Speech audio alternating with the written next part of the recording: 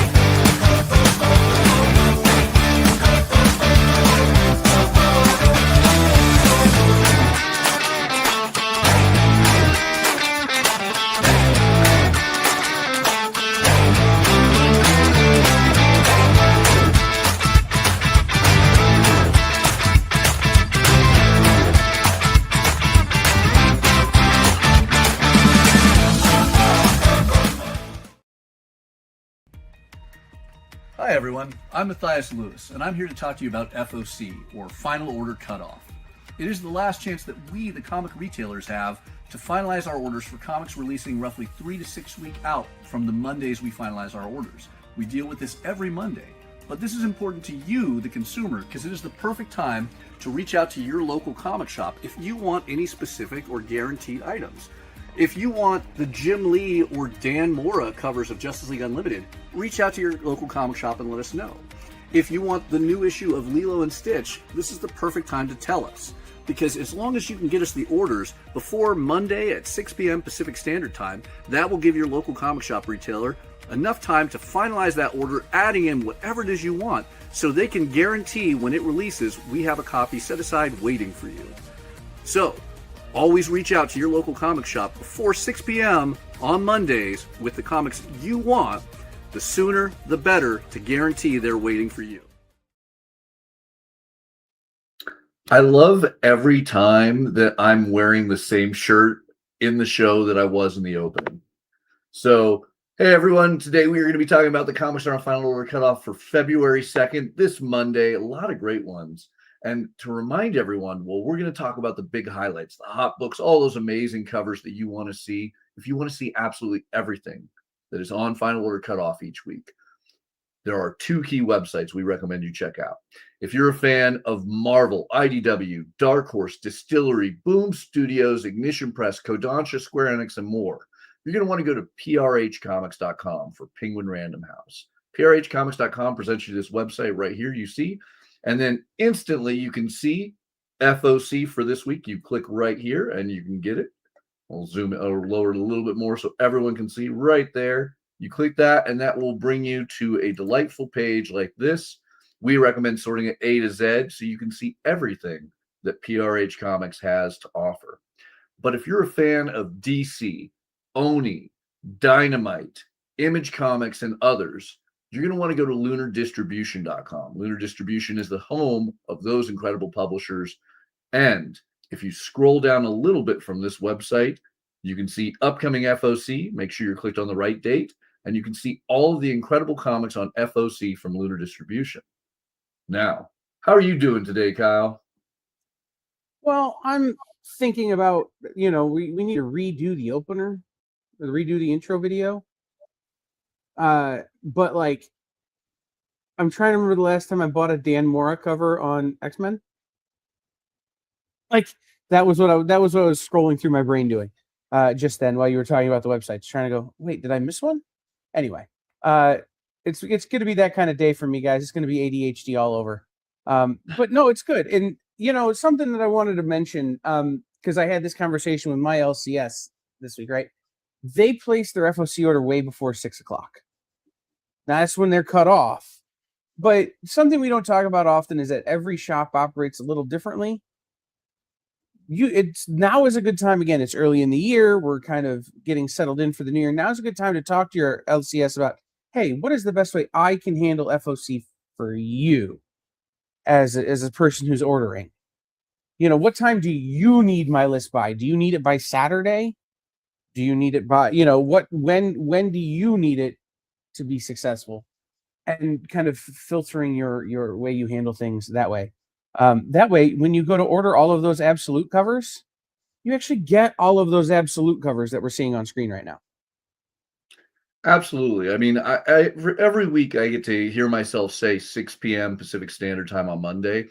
But the honest reality is, at my shop, I do final order cutoff on Sundays these days, and then I just do edits later in the day. But 6 p.m. Pacific Standard Time is 9 p.m. Eastern. And we do need to finalize it before midnight Eastern Time. Not every store is going to be awake at that time. A lot of people are off with their families. So, as always, the sooner you get that information to your store, the better. But yeah, the LCS owner that I was talking to yesterday is like 107. So, like, he's in bed by 6:30. He's not actually 107. He's only 45, but he's a comic book retailer, so he looks 107. I feel that. I do feel that. Well, that said, we have some incredible guests for this week. Shall we get to that? Because yeah, absolutely should. Tell you, no one writes like Greg Pak, no one scripts like Van Lente, and no one's comic is as incredibly thick as Gaston's. So I want to bring on the incredible Fred Van Lente, Greg Pak, the writers of the upcoming Disney Villains Gaston series. Well done, sir. Yes, thrilled to be here. Thank you so much for having us. Thank you guys for coming on. It is always an honor to host you, and to host you two together, I think the show just might blow up. Who knows? Who knows? Hopefully after we log off. We won't be caught in the blast. So you guys are prolific writers. You guys have been writing in this industry for ages. You guys have done countless amazing things. I am 104. Yeah, I was gonna say if 45 is 107, I'm in the 120s, I think. I'm 104 in dog years.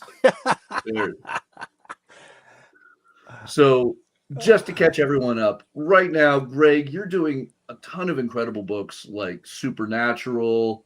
Fred, you have The Future Is and Harbinger, but you have come together for one of the greatest Disney characters ever. Definitely the most self-promoted.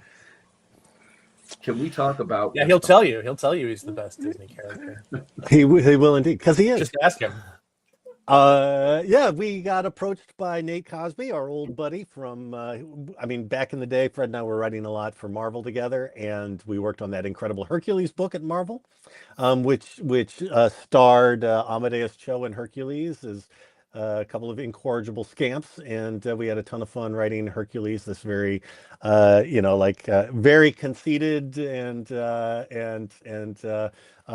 low impulse control, big burly dude, and Nate came to us and said, "How'd you guys like to write Gaston?" And we were like, "That sounds perfect." Hercules is a good guy, and Gaston is very much not a good guy.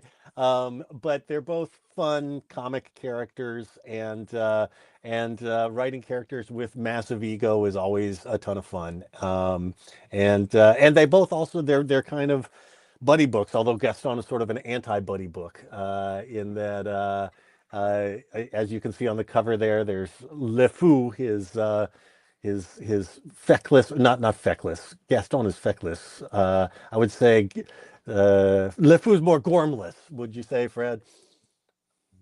Pardon me. Let me check my SAT score. Not sure. SAT score is very low. So they're, but it's, the book's a ton of fun. You're going to see some very, very bad behavior. You're going to see some singing. What else are you going to see, Fred?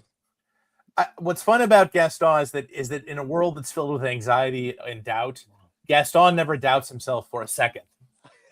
In fact, he doubles down and triples down on all of his extremely terrible decisions, which is where the comedy comes from. Comedy is about commitment, and you can't spell Gaston without commitment. Like I said, I didn't do very well in the SATs.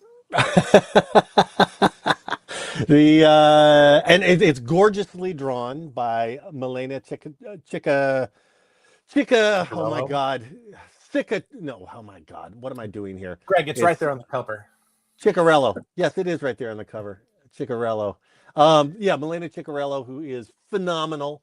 And Milena's got this great, very fluid, energetic style that totally matches the animation. I mean, I've said this before, but sometimes when artists have to do, really fairly exact likenesses, stuff can get kind of stiff. You know what I mean? Because they're trying to work in somebody else's style. But Milena's like, it's also fluid. It's also fun. It's a great all ages book about a big jerk. So don't you dare miss it. All right. So most of us have likely seen Beauty and the Beast and know of the tale of Gaston and Belle. Where does this story take place in relation to that movie? This is a prequel. This is an adventure that LeFou and Gaston go on before the events of the Beauty and the Beast, although we might sort of give a bit of an idea of how he winds up in the village that we see him at the beginning of Beauty and the Beast. You'll have to read issue 5 for that. But yeah, so the challenge was to come up with a story that was in the spirit of Beauty and the Beast without copying anything that's directly in the movie. Yep. And spoiler alert, he dies at the end of Beauty and the Beast, so it's not, we couldn't quite have it happen after. But although it's comics, we can do Zombie Gaston. Let's do Zombie Gaston next time, Fred. I mean, that would Disney zombies. I mean, they could just print money. Like, it's not even funny. Oh my God, you really just that's $100 million idea right there, Fred. And People you just like said zombies. It out loud. I feel like Disney zombies. I feel like the Disney whoever runs the Disney IP would be about as enthusiastic about that as, believe it or not, the Marvel people were about Marvel Zombies.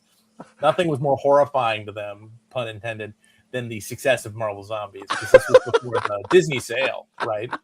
And they were terrified, people would freak out. Some mom would write in saying, "Why is Spider-Man eating Aunt May's face off?"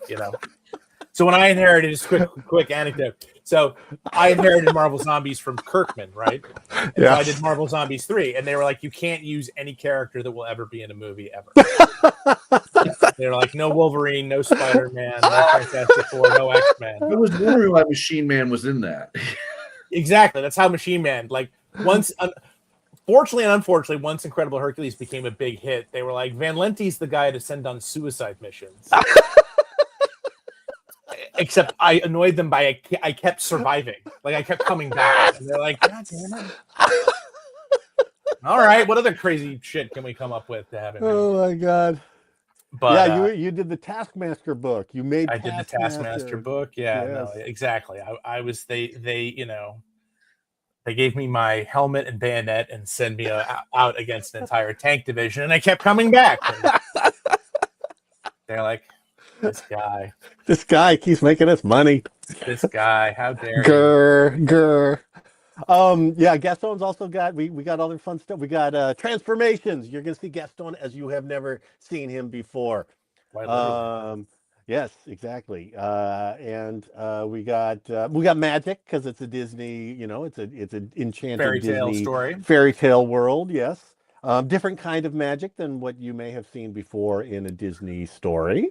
We also have a heist. We have a heist with one of the fun things about Beauty and the Beast, the movie, is it's actually set unusually for a fairy tale movie in a very specific time and place. And so it was fun to play with that. And so we go to Paris, right? What does the Paris in the Beauty and the Beast world look like? Yes, we go to Versailles.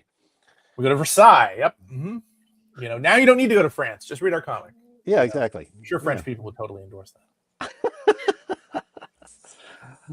But yeah, it's a kick in the pants. It's going to be great. It is great. And it's just listening to you guys, I'm dying of laughter over here. I can't imagine when you throw LeFou and Gaston in with that comedy. So what led to this brilliant combination of you two co-writing this? And how does that co-writing, work?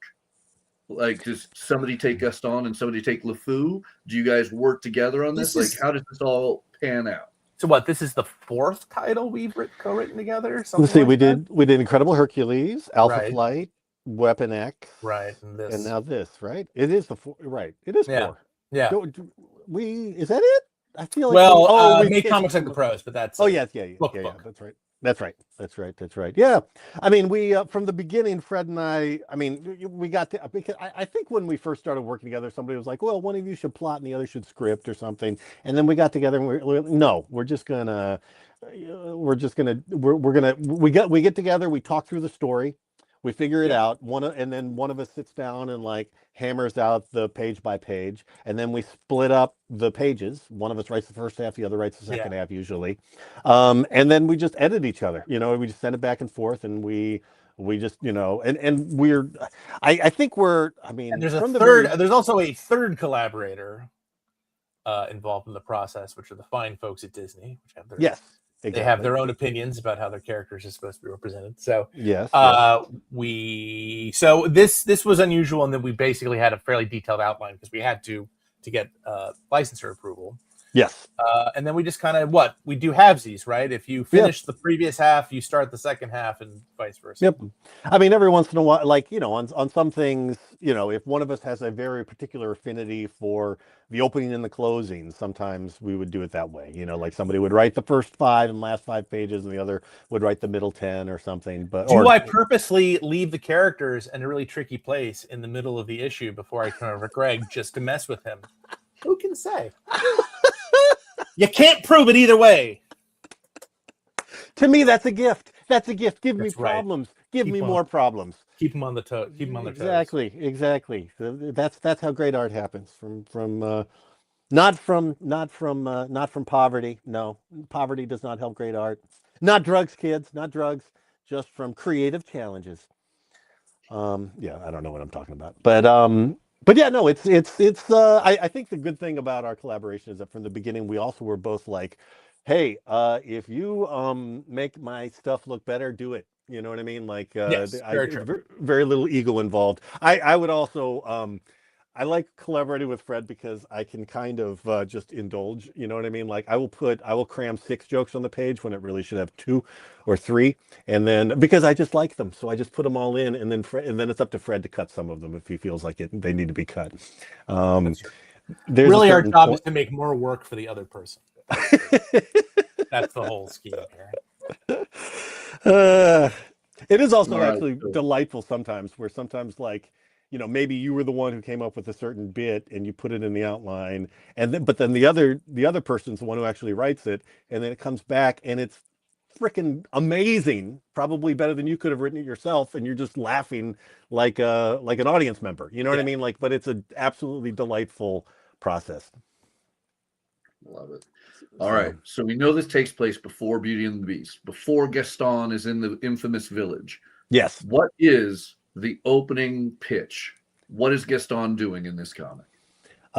Gaston is showing up in a town as a jerk and like lording it over and singing a song about how great he is in the pub, and then he has a conflict with a equally egotistical and buffoonish soldier of the king, and is hijinks ensue as a result. He ends up well, I don't want to spoil too much. What else should we say, Fred? Basically, Gaston gets roped into going on a mission for the king, where he's sent to track down an alchemist, this mysterious brewer of elixirs and potions, whom some of the king's advisors have it out for reasons that I'll let you discover in the book itself. Yes, but of course, every step of the way, his involvement is deepened, and his troubles increase because of his vast, untrammeled ego. And like most stupid people, Gaston thinks he's a genius. Yes. Yes. Stephen Hawking and Albert Einstein on their best days never thought they were as smart as Gaston thinks when he wakes up in the morning. And despite all evidence to the contrary. All right. Well, my personal opinion, coming from a fan of Beauty and the Beast, is there is no Gaston without Le Fou. When it comes to it, Do you have a preference on who you enjoy writing more between these two characters? Well, I'd say definitely Gaston, only because he's just, when you're a dramatist, it's the active characters that are most fun. I mean, Yeah. let's face it, LeFou is in a very toxic, codependent relationship with Gaston that if he had any friends other than Gaston, they'd be saying, you should really drop this guy. Yes. Good for you. Yeah, LeFou really needs, Counsel. Gaston and LeFou both would benefit from therapy and probably Lexapro in LeFou's case. Well, it's the old who's the bigger fool, the fool or the one who follows the fool,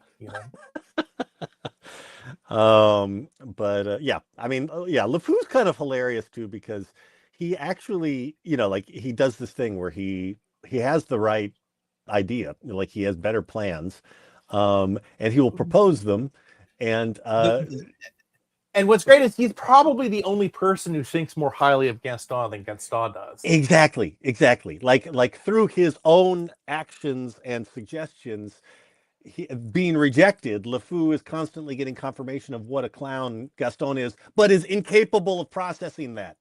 Exactly. It's very timely, is what I'm saying. Timeless, even perhaps. Oh man, this is amazing. So, is this going to be an ongoing, or is this a mini series? It's a fiver. It's a 5-hander, as we call it in the biz. And then to be followed by Zombie Gaston as soon as we, That's right. Zombie Disney villains as soon as we slip hallucinogenic drugs into the water supply cooler of the entire IP approval process people at Disney in Burbank. So we're going to Burbank tomorrow. Yes, You exactly. get to write into your Disney rep requesting Disney zombies. That's way right. we're going to pitch it is we're going to write zombie on the board, and then we're going to put an S, and we're going to put dollar signs through the S, and I think that's just going to sell it, don't you, Fred? I mean, speaking on behalf of my SAT score, I think that's a brilliant. I think it's great. Yes, it is. It is. I love it. So I'm excited beyond belief for Gaston. Gaston actually got pushed to be on FOC next week, actually. Oh, okay. So it is going to be on Final Order Cutoff on Monday, February 9th, the March 4th release. That means you have a whole extra week to get your orders done. Fred, we're early for once. It's amazing. I know, right?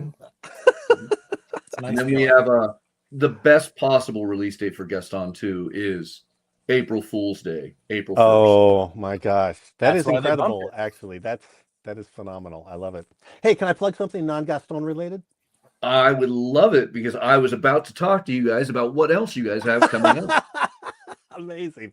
I am so I'm not speaking for any company I work for or anybody else, but every time I'm doing a public thing these days, I feel compelled to say a little something at least about ICE, which is kidnapping and murdering people in the streets. And I know that's a bit of a downer here, but I do think that this is an important time for me personally, as somebody who works in superhero comics in particular, to just say something about that. Like, fascism is bad, and we should find ways to push back against it. And and the comics related part of this is zines.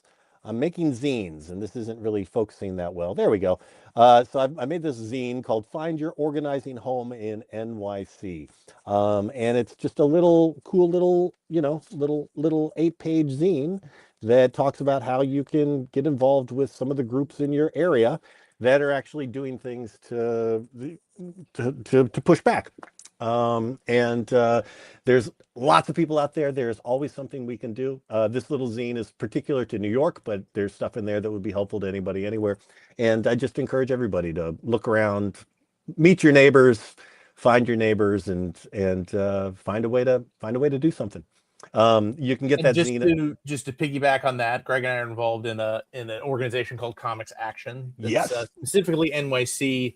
Related, our website is just Comics Action with an X, right? Yes, Greg, yes. .com. Yep. And if you're a comics professional, if you are a journalist, a creator, a retailer, anybody who works, editor, anybody who works in the comics community, please join our community.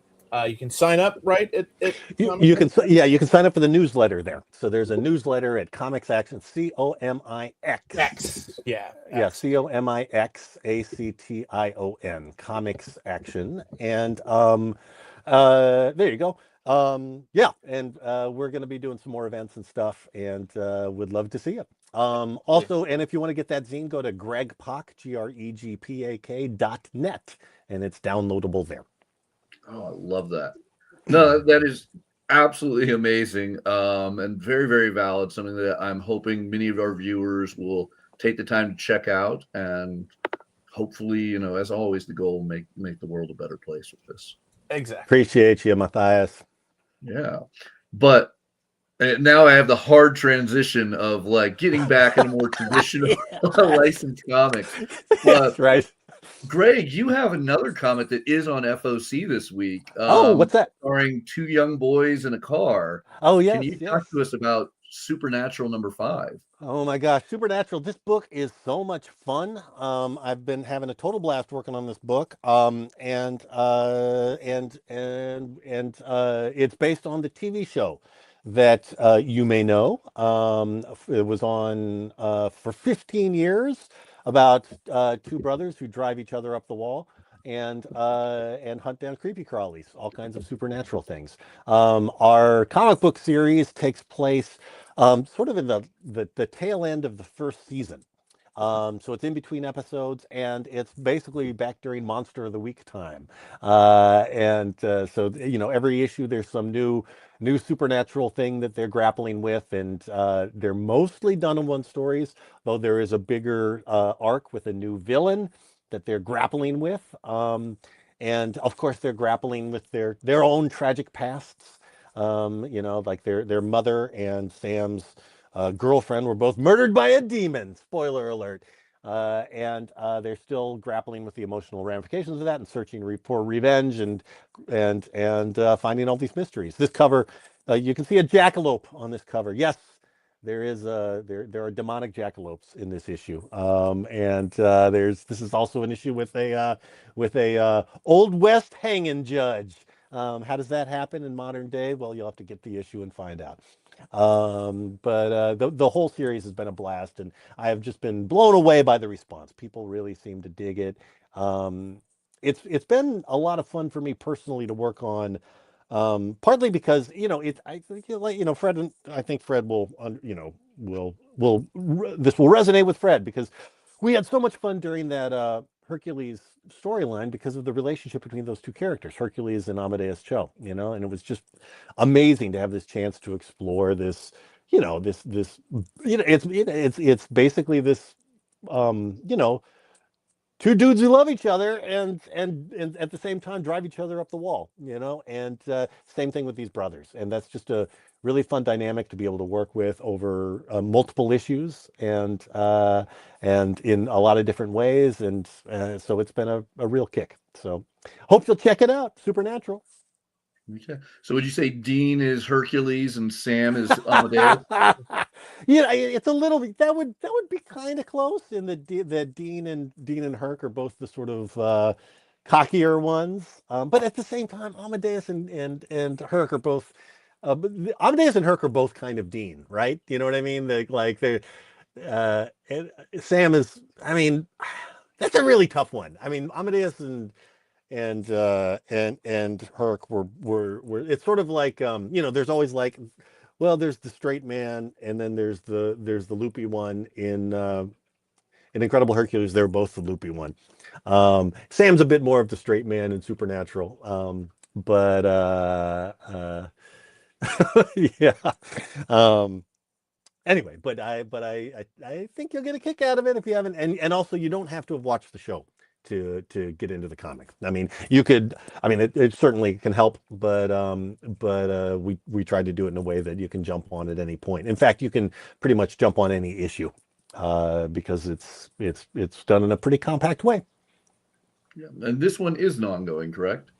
It is. Yeah, we have not had a end date specified yet, so we're plowing along. I just turned in issue 6. I'm going to write issue 7 this weekend, actually. So please do, keep checking it out. Love it. Now, Fred, you don't have one on FOC this week, but this coming Wednesday, you have a brand new story arc starting up in your Harbinger series in Valiant Beyond. It's very true. Yes. It never stops. A sentiment that I think a lot of people would find timely. In the wake of a terrorist attack on Foundation City, Obadiah Archer, leader of the Harbinger, has been demoted. And he basically is attempting to both shepherd a ambassador from the City of Glass, which is where Shadow Man lives, through Foundation City, while also trying to figure out who is behind the attack, the bombing last issue.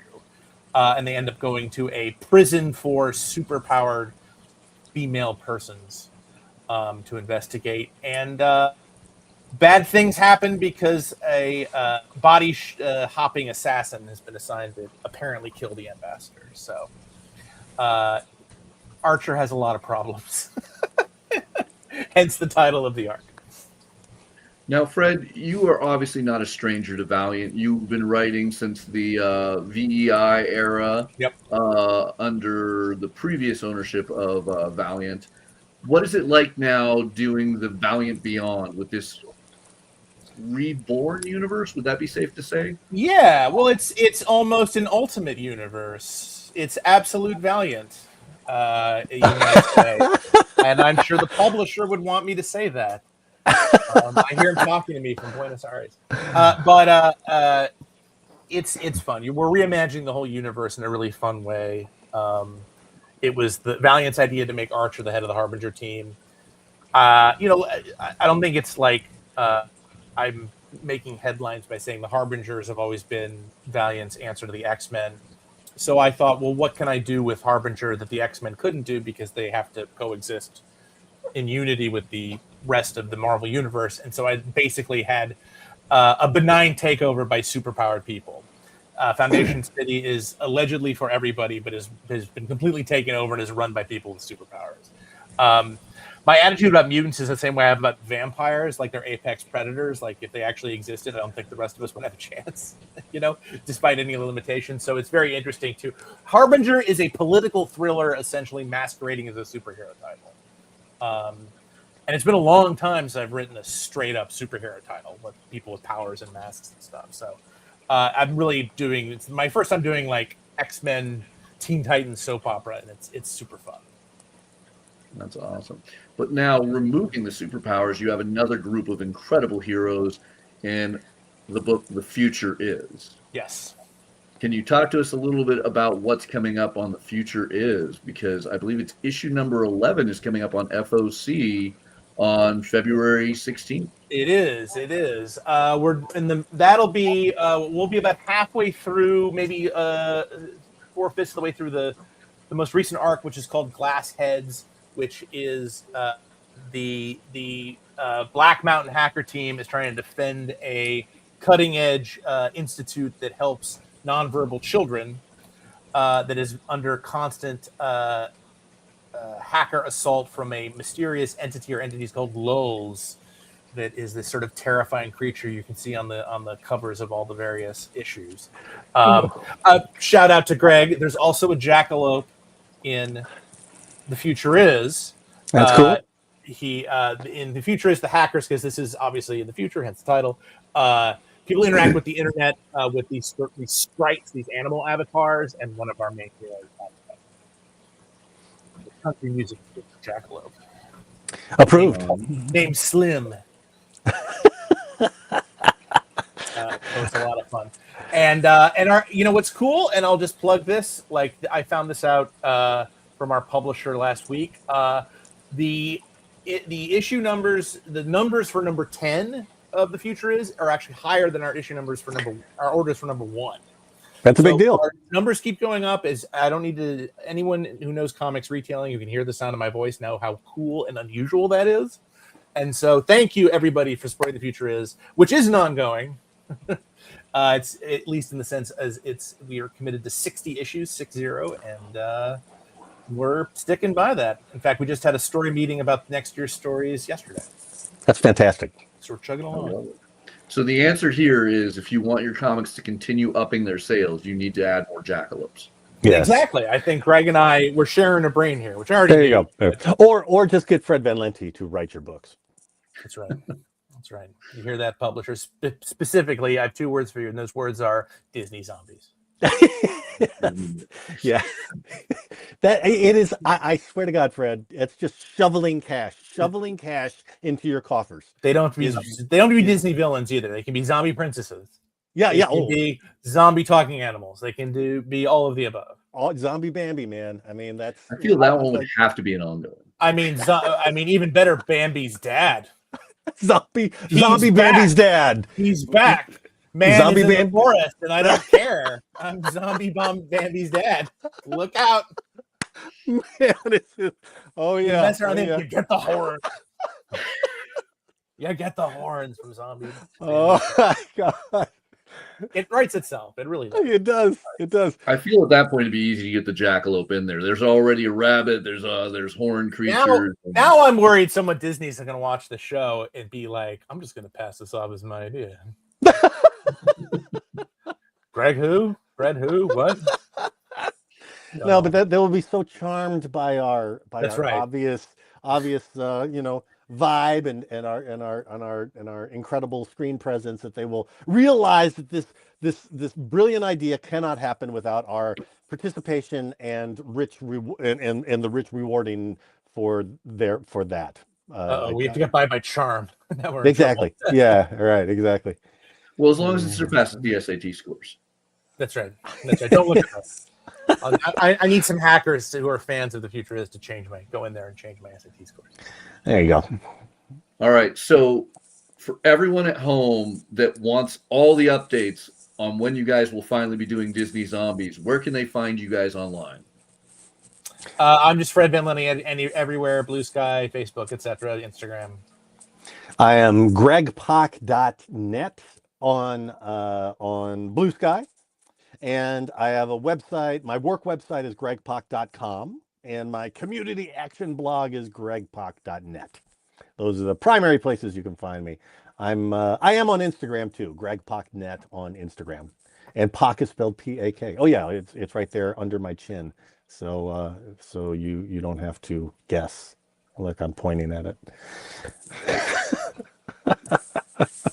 All right, guys. So I want to remind everyone, you get an extra week. You get an extra week to get your orders into your comic shop, but let them know immediately. Let them know you need Gaston.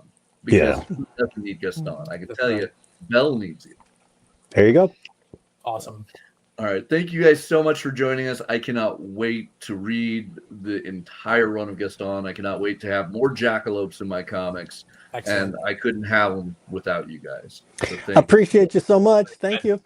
Take care. Yeah, and a reminder, one more big shout out, check out comicsaction.com, as well as check out that very, very important and free to download, I believe, PDF. Yes, yeah. Oh yeah, absolutely. The zine is free.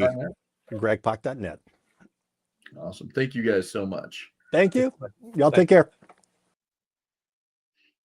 All right. Let's see if we can get Kyle back, because we have a lot of comics to talk about this week, don't we? Yeah, and if Gaston has half as much energy as those guys, nothing can stop him. Like, oh man, I just want to hang out with those two guys. Right, I just want to hang out with those two guys. Like, okay, we're on a serious deadline. We're gonna write, and then we spend 3 hours pitching a new origin for some character like the Wizard or something that no one's thought about in 30 years. I'll tell you, I don't think my life will ever be complete now without a Disney Zombies, particularly written by those two. Well, if only we knew some people who could make it happen. I do need a way to make CB Cebulski think I'm a witch. Maybe if I predict Marvel, or maybe if I predict Disney Zombies. All right. It's a long we story. have a lot of books. Let's talk. Well, we dive into Penguin Random House and its vast array of incredible comics. Remember, you can check out all these on prhcomics.com. We're talking about the books that are on FOC this Monday. February 2nd, which is crazy. We're already talking about February of 2026. Well, I mean, But it feels like it's January 364th. So I'm ready for February to be here. that's true. But the cool thing about February, not only are we going to have a vast array of amazing comics, we're going to have a second season of Disney Plus's Daredevil Born Again. And in that, Jessica Jones will be appearing. So, of course, for once, it's like Marvel plotted out their releases, and we get a brand new Jessica Jones Alias series hitting in March. But Jessica Jones is back. We have Sam Humphries writing, which I love Sam Humphries. I think he's doing a kick-ass job currently on New Avengers. We got David Mack back, the classic cover artist of Alias. And this is a mature, polybagged red band series, which means this is an adult's one. This is going to have God knows what, but can have God knows what. So I'm excited about it doesn't feel right. There have been some Alias, some Jessica Jones stuff that's come out without David Mack covers, and it just doesn't feel right. So having David Mack back doing covers on Alias is good. New Jessica Jones is always good. I think this is a character that has endless possibilities, in terms of the street level Marvel characters.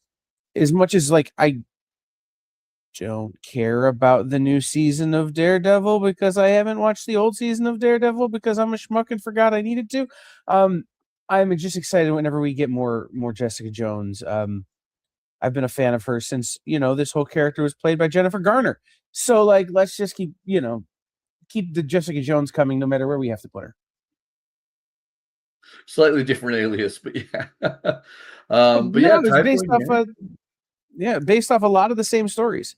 So, slightly different, but still. All right, for you Spider-Man fans, obviously we talked about Death Spiral, the one-shot last week that is going to now team up the Spider-Man and Venom comics for an epic crossover with a big brand new villain. So obviously the first issue we have to talk about coming out of the Death Spiral one-shot is Joe Kelly's Amazing Spider-Man number 23 as we begin the Death Spiral storyline. Obviously, this is going to be a big one for Venom fans. I love the idea of Peter finally getting back and realizing, wait, I know this Venom. I dated her. I mean, technically, he was married to her. But hard to say how that he was married to her and dated her and killed her and then dated her again and then married her again and then she didn't know who he was and then he was married to somebody else and she was married to some. Listen. Peter Parker and this version of Venom are as toxic as Scott Summers and literally any other woman in the Marvel Universe. So I'm very excited that finally Mary Jane has a commensurate comeback with the Venom symbiote. Absolutely. And then just because my son has gotten heavily into the new anime series on Netflix, Apothecary Diaries, if you're enjoying that series, there are the light novels available through Square Enix. And then, of course, there's manga for it as well. So you can delve in far beyond just the animated series. I've not seen Apothecary Diaries, but I've heard good things. Have you watched it? I have about 2 episodes in. My son has jumped ahead of me, but I'm enjoying it actually. It's surprisingly good. Well, I shouldn't say surprisingly good, like it had a chance of not being, but it is a lot more captivating than I thought such a plot would be. Yeah, I've heard that it's got that almost like Shrek-ish quality where there's stuff in there that's totally only adults are gonna get, but there's a lot of stuff in there that just hits everybody, right? Everybody's gonna enjoy it. The animation on the anime series is phenomenal. Yeah. All right. Avengers coming up on the end. Jed MacKay, after 3 years of dealing with the mightiest heroes on Earth, wrapping up his run with issue 36. Then, Beneath the Trees, Where Nobody Sees. If you have somehow missed out on the 12 issues of these 2 epic miniseries, now is your chance to fix that with 2 brand new hardcovers that are exclusive to the direct market. Beautiful new covers on there. Patrick Horvath has written absolute brilliance with this. So if you've missed out or you just need a fancy new collected edition to add to your bookshelf, do not miss out on those hardcovers, $30 each. and they are worth every penny.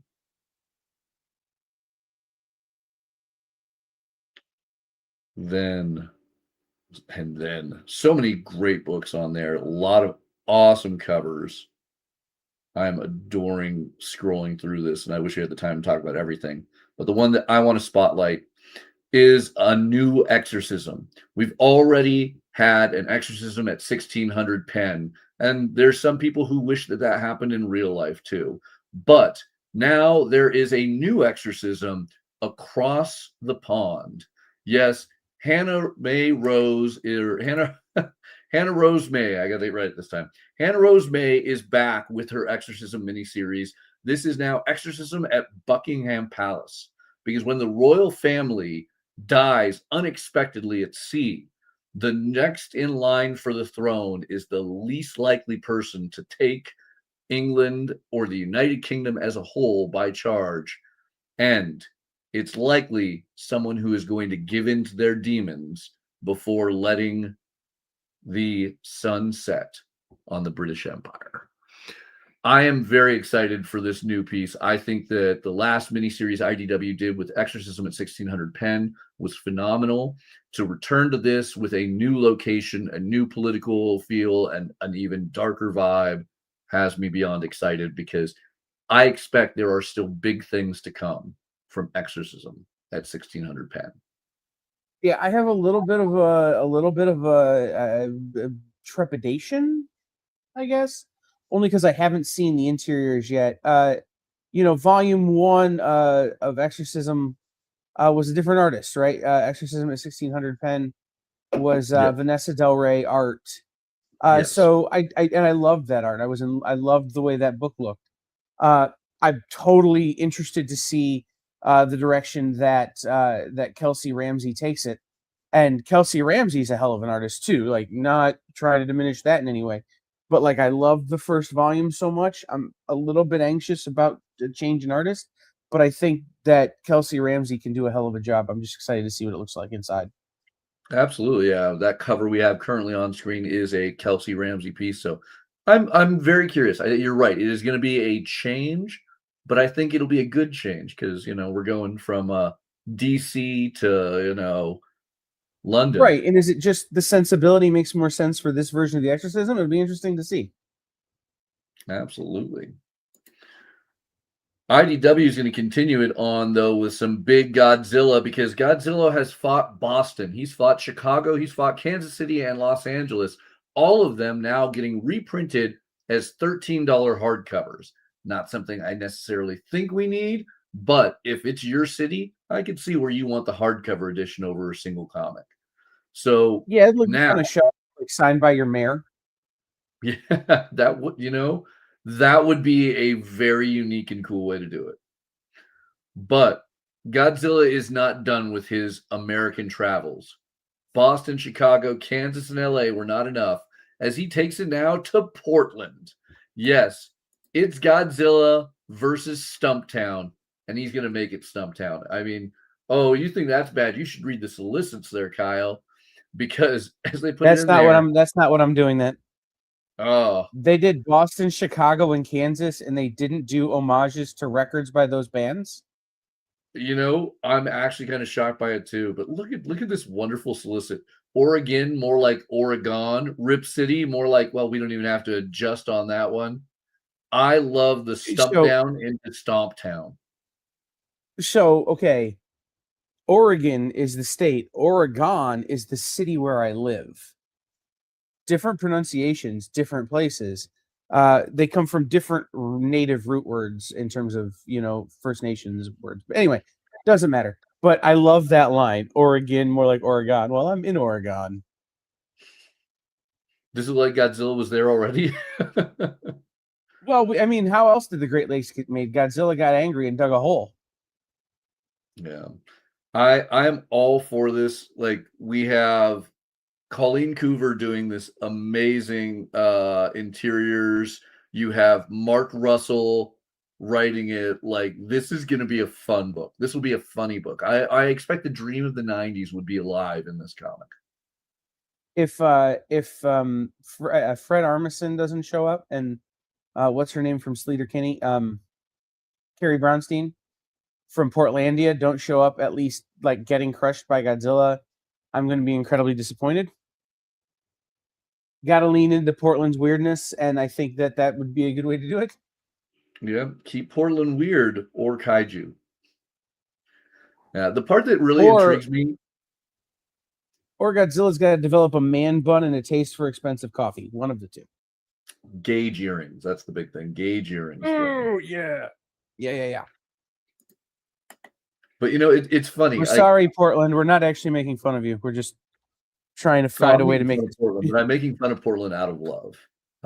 Portland doesn't want me to move there being Californian, but, you know, I will say, you know, being in Southern California and LA and everything, obviously I love the Godzilla versus LA. I particularly love that the Godzilla versus LA issue donated money to the Los Angeles after the Los Angeles fires, which I thought was great. But I am way more hyped for Godzilla versus Portland. Yeah, and if anybody can take it down, it's the Starbucks baristas in Portland. There it is. Maybe some voodoo donuts. Ooh. So, Luciano Vecchio, the incredible artist and writer, did a online exclusive sale about Iceman. And now we are finally getting in print Iceman Omega. It is a one-shot, thick book giving us Bobby Drake reaching his Omega mutant level. So, fun one there. Vecchio doing all the writing, all the interiors. There is nothing to go wrong with that. So I don't even need to talk it up. Just look at those beautiful covers. Whether you're an Iceman fan or not, you will be by the end. Even though it's DC and we'll be talking about it on Lunar later, if you finish Peacemaker Season 2 and you're curious about the Salvation Planet, Salvation Run is the comic you're going to want. I'm so happy that Bill Willingham's incredible comic is finally getting collected. I love the Salvation Run storyline.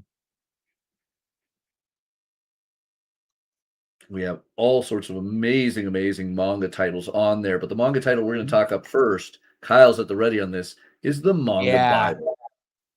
Now, is this a Bible telling? You know, are we going to get the Old Testament in manga form? Oh. It's not, although somebody should, because, you know, the Action Bible was the #1 selling graphic novel in the fourth quarter last year in terms of what do they call it? Family access or all access, something. But it was it sold a lot of copies last year. But no. Forget it. That's not what we're talking about. This has nothing to do with Jesus. Unless Junji Ito is Jesus.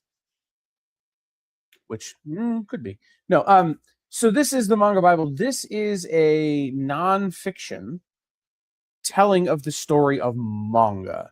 This is, when you think about a show Bible for a television show, it is why things are the way they are, why Leslie Knope is the way she is, on why Chris Traeger says, what he, anyway, they're the notes that everybody uses to make their characters do the same things all the time on television shows and in movies. The show Bible is that.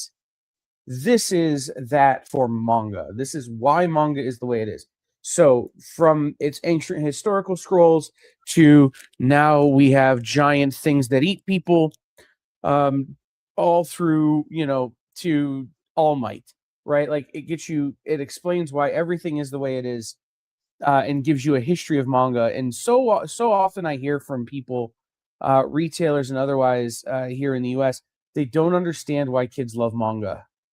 They don't understand why manga is as popular as it is. This explains it. Right? There are economic reasons, certainly 200 pages for $10, but like there are a lot of narrative storytelling devices and methods for storytelling that really are used to grab young people that comics could learn from. And this will help your olds and your uneducateds to understand why manga. Absolutely, yeah. Helen McCarthy, who did Anime UK, a very popular magazine over in England, is the one putting this together through Prestel Publishing. Exciting piece. Sorry, I just saw the comment you threw in the chat, and Kyle, do you want to bring that up, because that is shocking to me? Right. So news just broke. I just got an alert on my phone. If you're a fan of Schitt's Creek or really any funny movie from the last 40 years, Beetlejuice? Second City, huh? Beetlejuice? Beetlejuice, absolutely. Catherine O'Hara has passed away just today at the age of 71. You may know her as that woman everyone thought was married to Eugene Levy, who wasn't, but also like the mom from Beetlejuice and uh, anything with Christopher Guest. Just wonderful Under- actor and comedian. So thoughts and prayers to her family and fans. But the news just broke, and I thought, well, she is nerdy related because of Beetlejuice and several other movies she was in. So I thought it might be appropriate to mention here. I mean, absolutely amazing, beyond belief actress who I adore. So it is an incredible loss. So yeah, may she rest in peace. And now we have the awkward. How do we transition back to Well, talking and about now manga? we make a transition because Kyle makes a joke, and I'm since you're in Canada, be prepared to have your flights delayed for a national day of mourning. Yeah, there we go. So as we're talking about manga, there's a number of great new manga either continuing or with new volume number ones. One of the new ones from Inklore is actually a manhwa, meaning it comes from the Korean end of sequential artwork, and it is The Makeup Remover. The Makeup Remover is about a young girl in college who is just the average looking girl. There is nothing special about her, and that is why one of the lead cosmetic makeup artists wants her to be his model so he can glam her up. But of course, as that always tends to happen in these things, it's a rom-com, and perhaps that simple face is the perfect face for him. The Makeup Remover has been a popular award-winning webcomic and now gets its first physical release from Inklore later this year. Sometimes, guys, on this show, I mention to you certain imprints, publishers, companies that I think are important to look out for, and Inklore is one of them. They are one of these companies that's really taking award-winning, either digital comics, manhwa, non-traditional manga, some manga from other parts of the world other than Asia, and are bringing them and interpreting them and putting them out in the United States to both the book market and the comic book market. So they're one of those companies that you should be on the lookout for. If you see Inklore, like,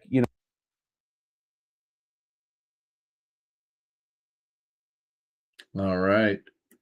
So next up, brand new miniseries for the mutants of the X-Verse and Marvel, Moonstar. Yes, Danny Moonstar of New Mutants fame is back with her own new series by Ashley Allen. I am particularly excited about this as Danny has to go hunt down a deadly weapon and its wielder to put it back in check. Brand new miniseries from a character that I often feel does not get the attention she deserves because she was one of the breakaway stars from New Mutants for me. So should be fun. Kyle, is your mic still on? Nope, doesn't sound like it. So we're going to get Kyle back online there.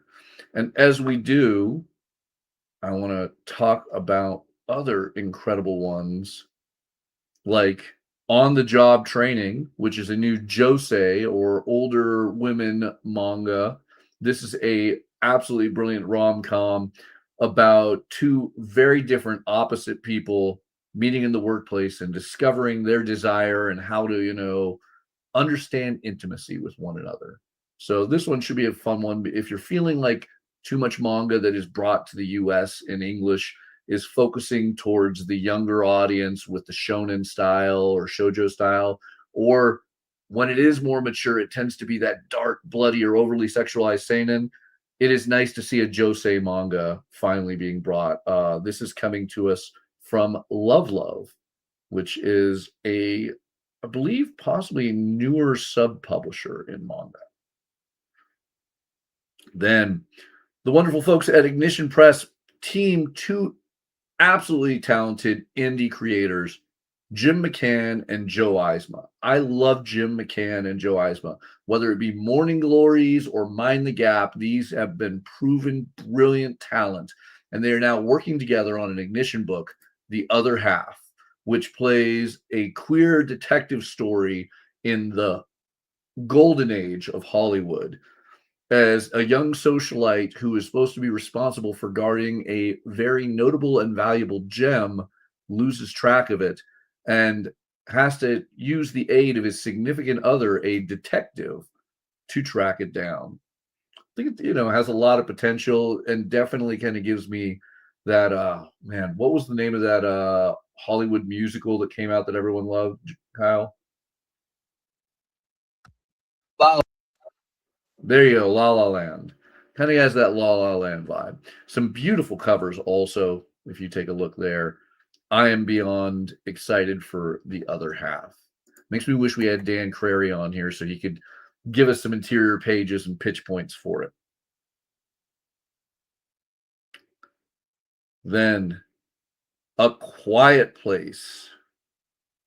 A Quiet Place, that popular film series, is back with a new comic. IDW Dark has been grabbing all these unexpected horror film licenses and giving us new official canon content.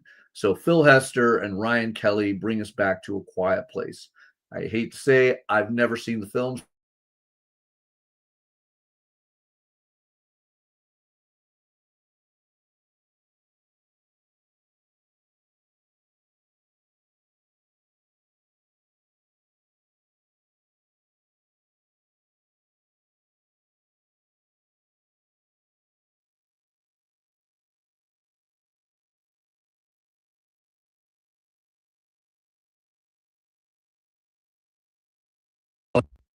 All right, guys. I think we may have lost Matthias for just a second. In that weird pose, and of course my microphone's still not working quite right. So we're gonna do this. We're gonna take a minute, guys, while we wait for Matthias to unfreeze and reload. I'm gonna text him so he knows he's froze. I'm gonna remind you guys tonight, 7:00 Eastern, here on the Experience is the original art experience with Nick Barucci. Nick has some really cool, crazy good art that he will be showing on the original art show tonight. Then at 9:00 Eastern, yes, Nancy McCann will be here with Friday Night Live from Comics Unlimited. Nancy will be doing a request show as well as her normal vintage goodness. Then Sunday night at 8:00, Jay and I are doing a fun little hangout show where we are fantasy casting the DC Universe's villains. I don't care that people have already been cast as some of these villains, and we know who they're going to be in forthcoming shows. We're putting somebody else in charge. So we'll be doing that. And then following that, next week, we'll have Comic Collectibles with Rex on Monday. I may be back in the middle of the day, or back on in the middle of the Monday break with a live sale. But then Best Coast Comics returns at 11:00 Monday night, 11:00 Eastern. Then on Tuesday, we have Comic Industry Insiders Live at 2:00. Then What's in the Box with Miss Jen, tomorrow's Comics Tuesday, and Kicking It with Henri, the live sales show. Then on Wednesday, Rex is back with Comic Collectibles from Dynamic Forces again.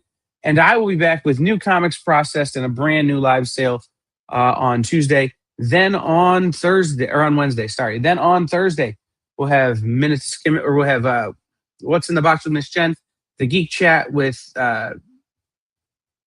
Beardy Rich and Beardy Des, and then Sketch Up with Mel and Mog, which is a live art drawing show. Then again, a week from Friday, Matthias and I will be right back here doing FOC again with you all. So that's how the week goes, guys. We do have some new shows that we're trying to get launched and we're trying to get ready to go. And hopefully those will be ready sooner rather than later. But in the meantime, make sure you tune into all of the shows we have. And if you're looking for a way to be supportive of the Experience, and you're over on YouTube, you can become a member of the Experience, which is less than the cost of a single issue comic a month. You can have a passive way of supporting us here at the EXP, so we keep doing what we're doing. So that's always super helpful. In the meantime, what I'm going to do, because while we wait for Matthias to get back, is I am going to share my screen, and we're going to keep working through Penguin. I'm going to share my screen. We're going to keep working through Penguin.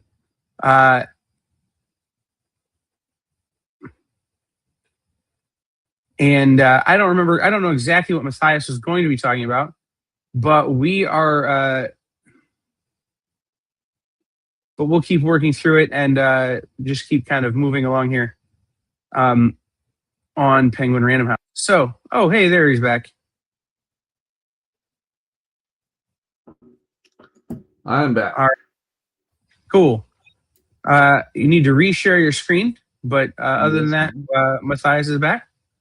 And you guys don't have to listen to me explain to you why I don't think we need a Phoenix the Untold Story facsimile edition. Because that was going to be what I was going to rant about while we waited for him to come back. I mean, I would agree. We're in a bad place for facsimiles. Too many of them. Mm-hmm. All right. So when did I disappear? Was I talking about Quiet Place? You were talking about A Quiet Place. And you said you hadn't seen the movie. Yeah, and that was apparently the sacrilegious thing that lost me my entire computer. My computer said, well, not working anymore. So, so IDW Dark has been doing a wonderful job on these horror film adaptations and continuations, whether it's Event Horizon, Return to Sleepy Hollow, and now Quiet Place. I am excited to see this, but it probably means I'll have to sit down and watch the movie finally. Yeah. So we're going to have the issue of some loading as I reload these screens. So let's talk about whatever loads up first. And that's going to be the brand new manga series, Perfectly Fine on My Own, so my fiance can twist in the wind. I love getting an insult in a manga title. That's just great. But it takes the classic idea of that Bridgerton-esque high refinery of lords and ladies and marriages that aren't often based out of love, as this young heiress discovers that her fiance constantly has eyes for the princess and not her, despite their engagement. She finally decides, as the title says, her fiance can twist in the wind, and she's going to go and do what makes her happy.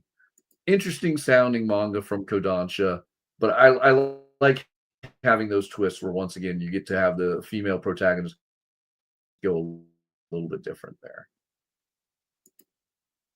And then let's see if I can actually get things as I'm with the computer to completely re-understand what it was doing. Let's see if we can get the Rocketeer loaded up. All sorts of fun. Here. Good. IDW Classics. This is going to be a new line coming from IDW. We're in an era where those $1 reprints, as amazing as they are just not attainable for most publishers to still continue going forward. So now we have these $2 options coming from IDW, the Classics, and this one is going to reprint several Rocketeer stories. It's got everything from Darwin Cook, Tom Taylor, Jay Lee, and Dave Stevens, which means it's multiple stories from multiple eras of Rocketeer. But it is a $2 book. I think it's amazing. And for those who want the collector edition style, there is a $10 foil. Now, Rocketeer isn't the only one doing that. Star Trek Lower Decks, as you can see on this black screen that is loading up, Star Trek Lower Decks will also be getting one of these with a brand new cover by Derek Charm. This is going to reprint the very first Ryan North Lower Decks story. And if you are a Star Trek fan, if you've ever watched the Lower Decks cartoon and loved it and you aren't reading the comics, you need to change that, because right now we're not getting any more Lower Decks cartoons, and these are hilarious additional episodes in sequential art form. Let's do this, Mathias, while you try and get your pages reloaded. Let's play a little game here. All right, let's do it. And we'll come over here and I will share some screens for a moment because up next, we skipped over to go to Lower Decks, but we want to talk about Skating Wilder. Skating Wilder is a trade paperback, or is actually a graphic novel, but it's my Kyle's novel of the week. Anyway, this is from Flying Eye Books. If you are like me, or you're a child of a certain age, you likely benefited from skate culture. If for no other reason than it's where all the misfits and outcasts went to hang, and they were pretty accepting, right? Everybody was welcome at the skate park, even people like me who didn't skate, but who just liked the music and always was into like, I had a video camera and I could like shoot skate videos for guys and things like that. Like one of my best friends and I met at a skate parks. He's still one of my best friends. He's a skate photographer professionally now, and I edit a lot of his videos. So it's one of those, like, from when we were in the 6th grade, we've been doing this. So the skate community is a big thing to me, even though I've never been a skater. And this is a poignant nonfiction comic that sheds light on the inclusive and life-changing world of skateboarding, featuring brand new art from award-winning creator of In Waves, AJ Dungo. Again, this is one of those, it kind of, I'll show you some of the interiors, what they look like. It really just is a celebration of what skate culture can bring to people. So, shout out to this book. This is my pick of the week, my novel of the week. Awesome. I love it. All right. Are your pages loaded up? Yep. Or do we need to talk about Sonic the Hedgehog? I mean, if you want to talk about Sonic the Hedgehog, I am all for it. We talked about issue 84, and this is going to be the continuation of that new storyline that brings together some of Sonic's greatest allies. And again, some of his greatest villains. But Sonic 84 was really good. That's why I loaded up Sonic 85. And because we were killing time, I was going to talk about Scrollock Holmes, a Pet Rock mystery. I don't know anything about this book or what it is, but I'm buying it just because of the cover and because of a very funny title. Yeah. All right. Let's talk about Star Wars Shadow of Maul. Darth Maul is perhaps one of not Kevin Feige. Sorry. Come on. Who did Clone Wars? I was going to say Ray Park, but no. The new head of Lucasfilms. Always wears Dave Filoni. Dave Filoni. Oh my God. I've been in multiple Zoom meetings with him and I couldn't remember his name. Dave Filoni clearly loves Darth Maul, having brought him back every way, shape, and form that he can in multiple Star Wars animations. And now we're getting him again with an upcoming Darth Maul cartoon series. To lead into this, Shadow of Maul will be a prequel to the upcoming Darth Maul series written by Benjamin Percy and give us all the tales of how Darth Maul got from where we last saw him in the Clone Wars, Rebels, and more to this new animated series on Disney+. So it'll be a fun 4 or 5 issue miniseries. I don't think they have defined that yet, unfortunately, but a number of great covers available.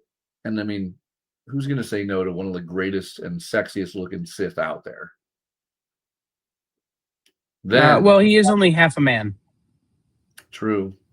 But man, those robotic legs, they flex. That is a getting cut in half joke. There it is. All right.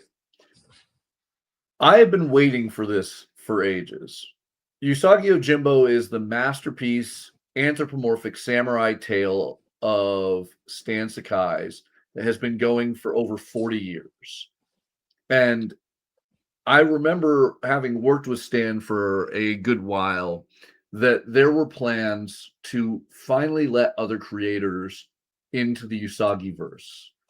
And I think with the innovation of the animated series that was brought to Netflix, set in the far future with a descendant of Miyamoto Usagi, we finally saw the cracks start to open up for this potential. Now, finally, thanks to Zach Rosenberg and Jared Cullum, we're going to see a new take on Usagi in the most 1980s form possible.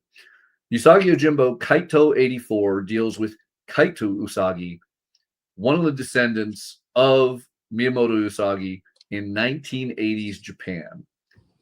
and this just screams amazing martial arts flick if I ever saw one. I cannot wait to see 80s culture with the anthropomorphic fun of the Usagi-verse. This is going to be a brand new miniseries, some absolutely ridiculous and amazing covers. This is going to be fun. Then, in one of the more ridiculous manga titles for the week, when a clueless first-person shooter player falls into another world, I had to laugh a little bit because who defines themselves by one game genre? I mean, I think that Kyle or myself could arguably be a first-person shooter player because at some point in our lives, I would lay odds both of us have played it. Yet, I prefer them. This manga has an interesting concept. While a young man is playing an FPS, his character falls off the edge of the map. And rather than simply getting game over, he is arguably isekai'd into another world of sword, shield, magic, and fantasy. Except he's still got his first-person shooter gear. And while everyone mocks him in this new world as being a dud, non-magical, suddenly he can show them with his firearm, he still can beat the greatest magician. But what happens when you come to that fantasy world with arms, but no extra ammo? It's actually an interesting concept. I'm not going to lie. Like, I've always joked about the idea of you could travel back in time with a gun, just how much would you be seen as a god until you run out of ammo? And somebody finally got the idea to make this into a manga. I'm very curious about it.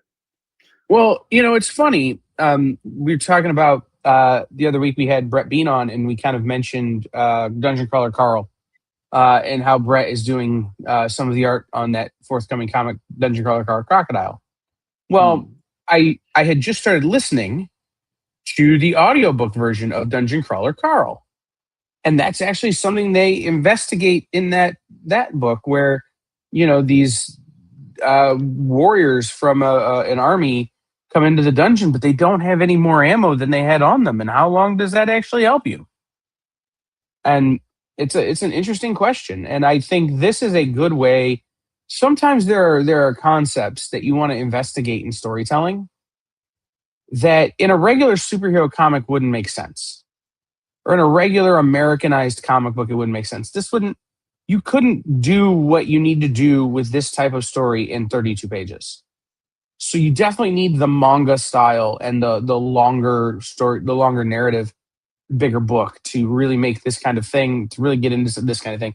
I think this is the perfect way to tell that story. I'm excited for it. Seven Seas putting out When a Clueless FPS Player Falls into Another World. All right. Now let's do an interesting one. Wonder Man just hit Disney Plus. All the episodes dropped in one day. A lot of people are watching it. A lot of people are having a lot of opinions on it. But one thing I can certainly tell you, the return of a Wonder Man comic, about a month and a half too late, is going to be interesting because it's that reminder that the Wonder Man of comics is not the Wonder Man of the MCU. So how will Gary Dugan, and I want to point out, not Mark Guggenheim. Mark Guggenheim is a writer, not an artist. It's Mark Buckingham doing artwork on this comic series.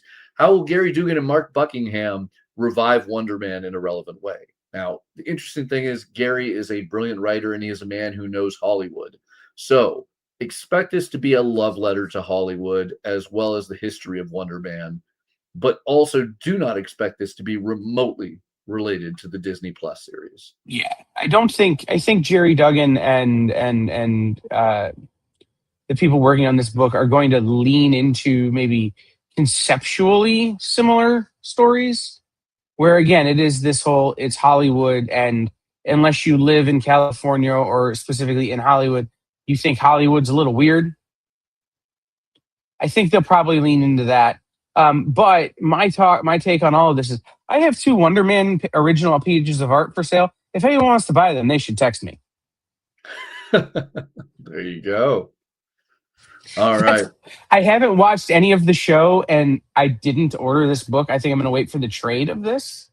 Is kind of the way I had approached this particular series. So I have no opinions on the show.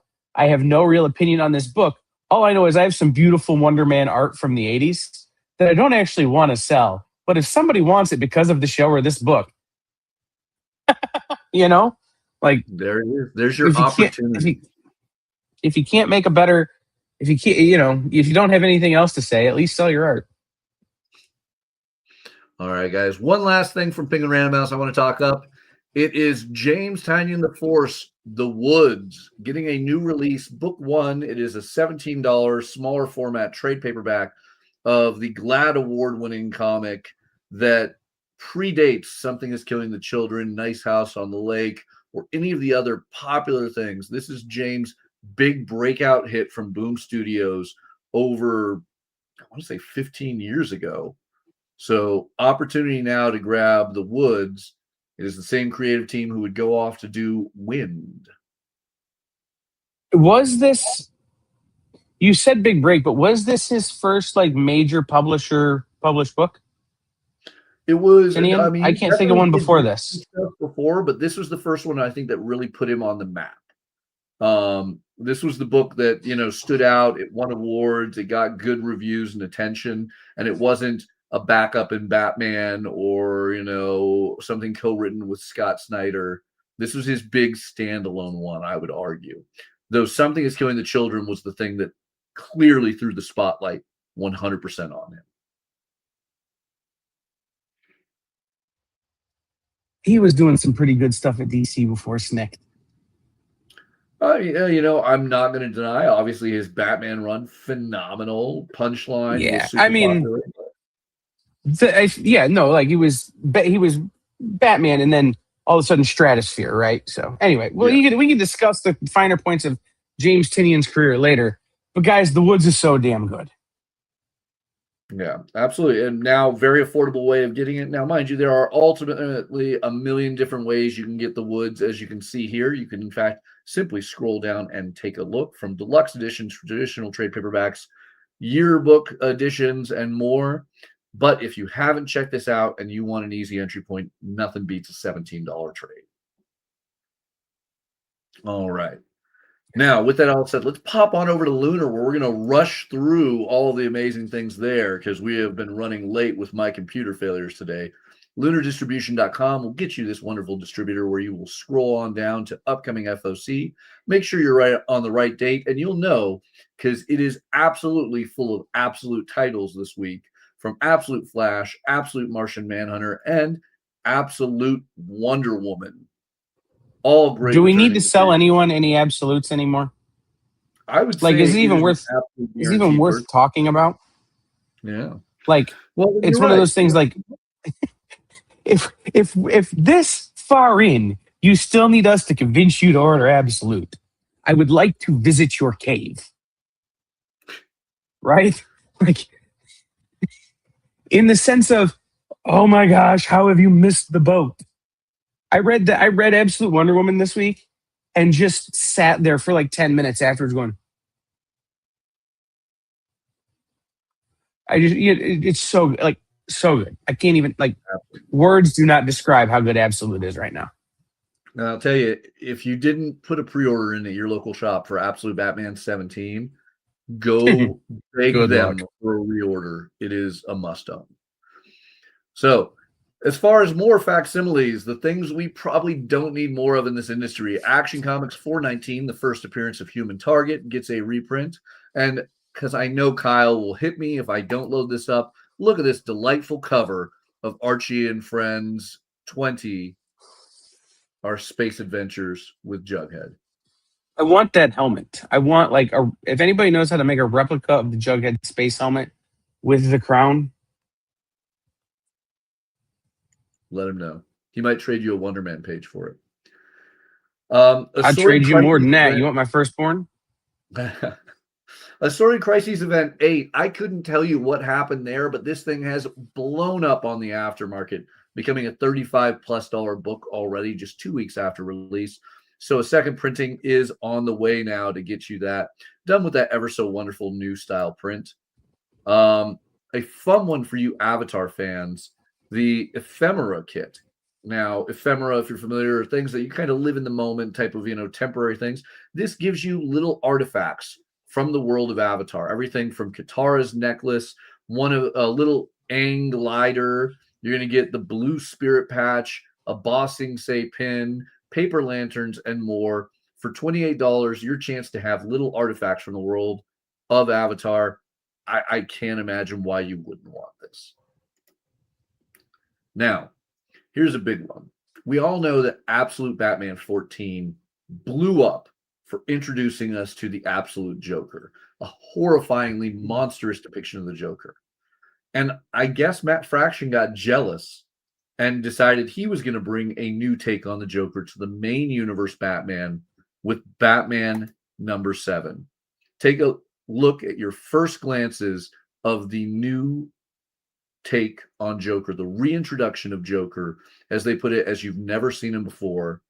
I mean, all these haunting images. I trust Matt Fraction, but I am so fearful of the idea of redoing a classic character. I don't know how I feel on this. I have a theory. This is the beginning of how the Joker becomes the absolute Joker. We're going to find out that the universes are more connected than we thought. Interesting. It's definitely a hot take. I just think it's entirely possible that Matt Fraction has seen the success there. That DC is going, well, what if we tried to maybe have some pass through, right? Like, what if we try to integrate some characters that are in our main universe that actually have made it through into the absolute universe too, and we have to create those characters somehow. And I think it would be a smart idea. But can we talk about the Lyrics Lee cover? Yeah. Just for a minute. The Women's History Month, Women's History Day cover. Mathias was all about the pumpkin spicy, we got to have jacked Nightwing without a shirt on the cover. This is the kind of book that I want, right? Like a take on a fantastic retro costume done by an incredible artist in Lyrics Lee. Just a different look on a Batman celebrating Women's History Month. Absolutely. And there's a couple incredible ones on FOC this week. True. All right. A lot of great trade paperbacks, as you can see, with Booster Gold and the Chip Zdarsky Batman Omnibus coming out. One I got to take a moment for is to talk up Comics the Magazine, the spiritual successor of Zdarsky's Comic News, and very different from Comic Shop News, which you see there. Comics the Magazine is going to attempt to be the new Wizard magazine. It is, I think, mislabeled in here as being a 32-page, but it is a oversized. Do you have the page count right there? It just jumped to 42 or 42 pages. Yeah. It just jumped. It was originally solicited at 32, and then with some interviews, with some new sponsorships, with some new other things coming in, they were able to expand the page count to give you more information. Yet still the very affordable $2.99 price tag. Here's the thing that I want to say. You guys can see it on screen right now. This is the worst solicitation ever. I'm just going to be blunt. It is the worst solicitation ever. It does not tell you what's in it. It even confuses you with all these question marks of asking, is this going to be in there or is not?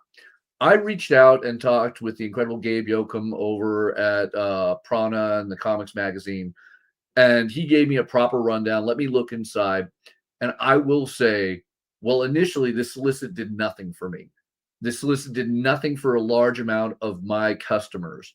Looking at the magazine, it is phenomenal. So I have to eat any words I've said in person or on this stream before. The magazine looks amazing. It's going to have proper interviews, lengthy interviews with details that you want, exclusive looks at Absolute Batman. There is a proper price guide, not a price guide like the old Wizard magazine or Michael M. Overstreet. It is a price guide of relevant information for you as a comic collector or fan. It is going to have some original stories. It fails to state this in the solicitation, but you're going to get brand new pages of Chew by John Layman and Rob Guillory to continue the story, the first that they've done in years. So if you're a Chew fan, this is a must read. I told you, Mathias, I wasn't going to talk about this, but I feel like there needs to be a little bit here transparency. I get to see and know a lot about CTM before other people, just because of situations with shows here on the experience. The way solicitation has to go into these people, to these distributors, it goes in very early sometimes, and like was the some of the stuff that is in issue 1 wasn't finalized until after we had to put solicitation in. So after they had to put solicitation in. So was the Rob Guillory, was the Chew stuff going to debut in this issue? Not at first, and then it was able to, and then but solicitation was already in. The price guide is one of those things that wasn't sure it was going to be ready. There's a lot of issue 1, you got to have a little bit of faith. And then issue 2 is going to blow your damn mind. Yeah. So yeah. I gotta watch quickly. I can literally blow up right now on this. Yeah. I still would say this is a massive failure of hyperbole for solicitation, but I think me and Kyle can both agree, having looked through this, the contents of this magazine is amazing. So please, any hesitation you have, just do your best to ignore it for a moment, because as people who have read, through this first magazine, it is incredible. You will enjoy it. You will want it. If you're a retailer, you are probably not ordering enough on it, because I can honestly tell you, earlier this week, I thought maybe I'd order 25 at the most if you put a gun to my head. And now, no gun to my head, having looked through it, this is going to get a triple figure order from me. I think anyone who likes absolute titles is going to want to grab this.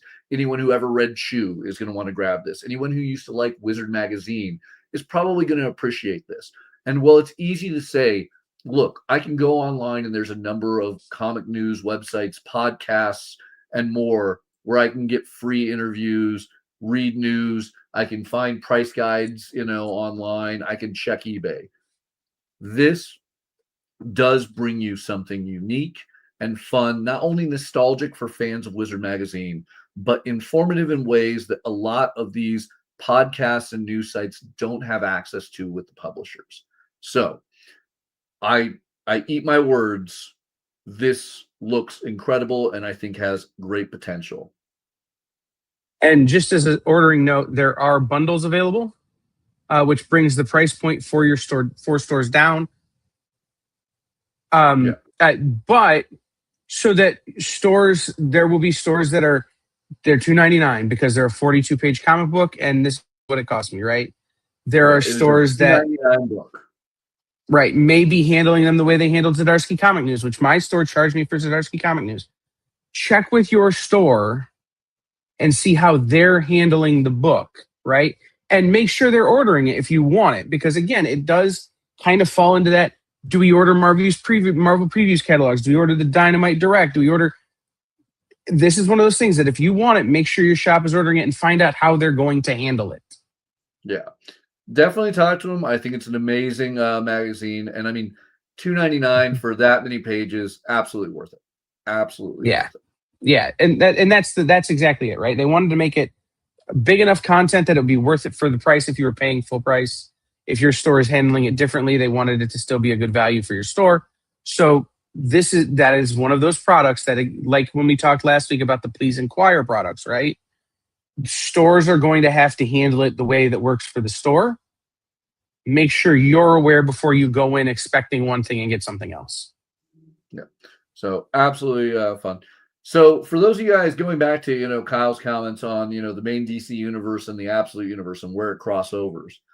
Well, it all originally crossed over in one comic, DC All-In Special, which was the true first appearance and start of the Absolute universe. Now, to tie in with DC KO, we're getting reprints of a lot of those key issues, like the DC All-In Special getting its 3rd printing, which has the first introduction of the Absolute universe, as you can see with our Absolute characters up here. But that's not all. DCKO #1 obviously had our first hint of the Absolute characters crossing over with the main universe.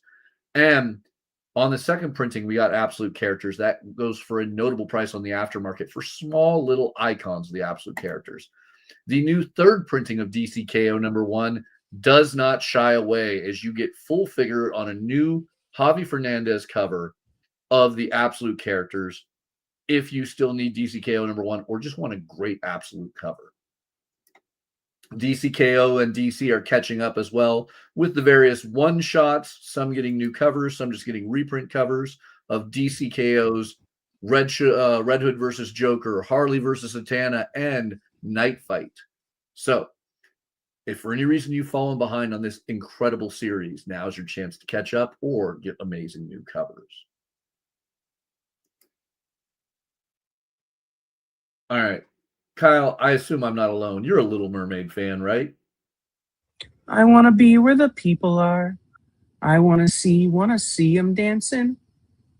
Although I wouldn't expect to see them dancing in the Arctic bays. In the new Disney They might, Little just to Mermaid- keep warm. Yeah. In the new Disney Little Mermaid series, Ariel's Adventure Journal, we're going to see Ariel and Eric head to the Arctic North to set up a new trading port. Unfortunately, that trading port happens to be a home already for the local mermaids. Will Ariel be able to bridge the gap and help prevent the escalation of conflict between these two parties? Brand new Little Mermaid series by Rona Cleary. Beautiful cover by Paulina Ganush. Absolutely amazing that you can get it in softcover or hardcover in your choice. And if you like that cover, well, the cover artist is the writer of Disney's Maleficent. Paulina also writing the final issue of the second Maleficent series.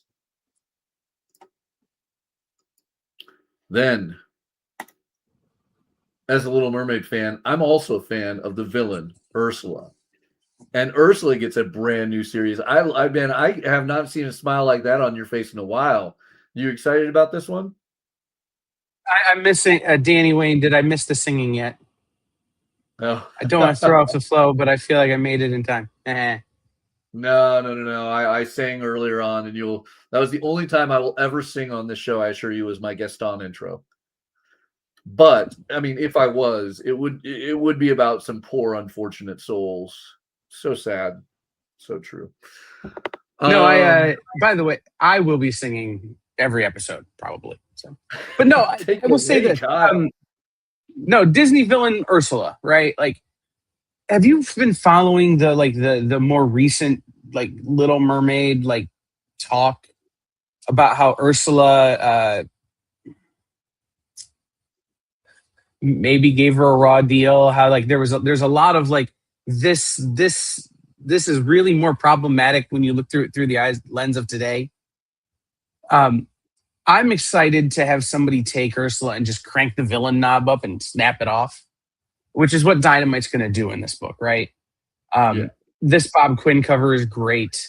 There's so much interesting. The Disney villain stuff, with the exception of Scar, in my opinion, has all been fantastic. And the reason Scar wasn't fantastic, the reason it wasn't fantastic is because how do you make Scar any scarier?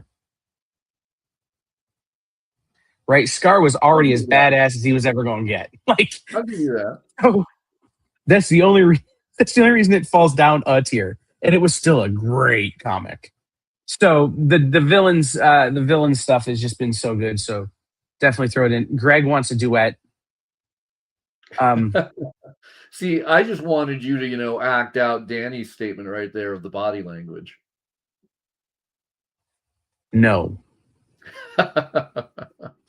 You got to pay for that. Okay. Now exclusively on Kyle's OnlyFans. He sings Disney princess songs. Yeah, pretty much. There it is. So Ursula, sorry, we failed to talk about what was actually going on with this incredible new series.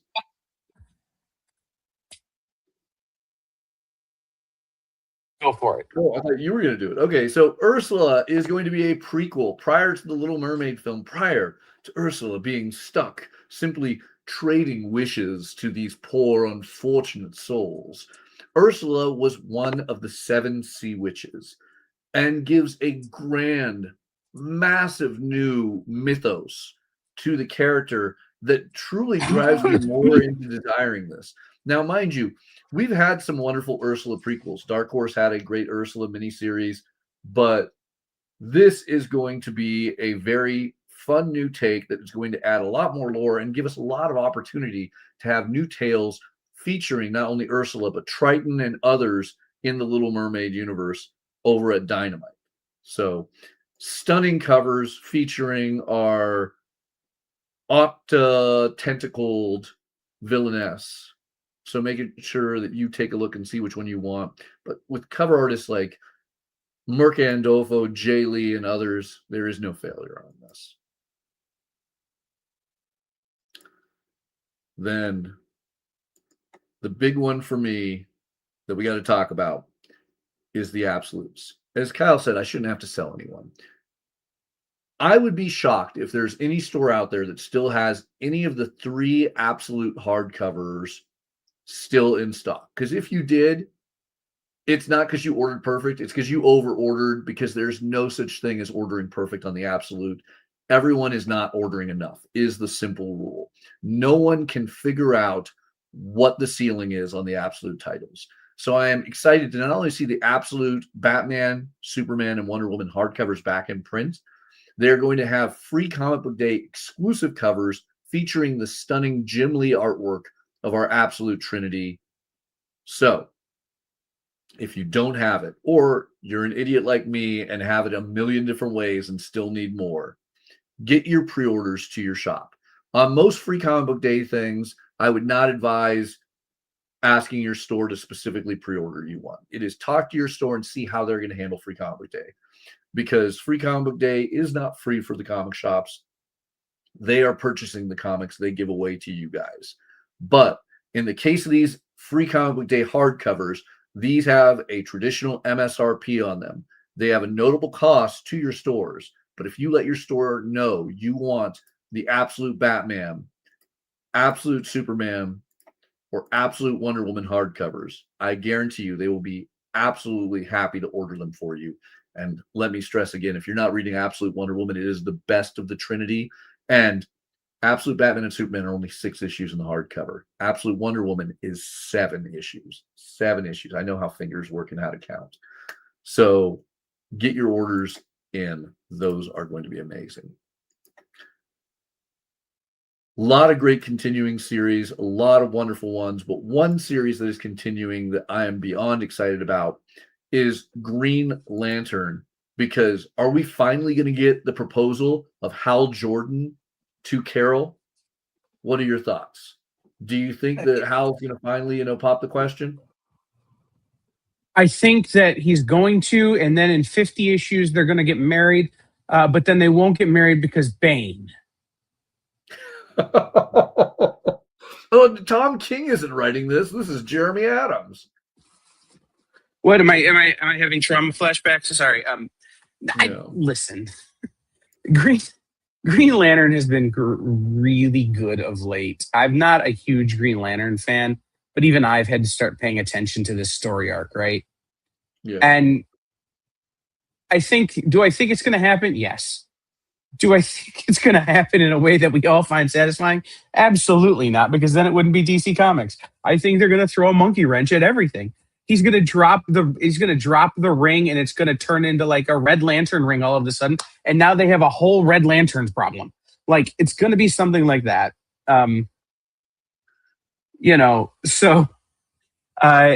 Because that's how DC likes to mess with us right when we fall in love with a couple.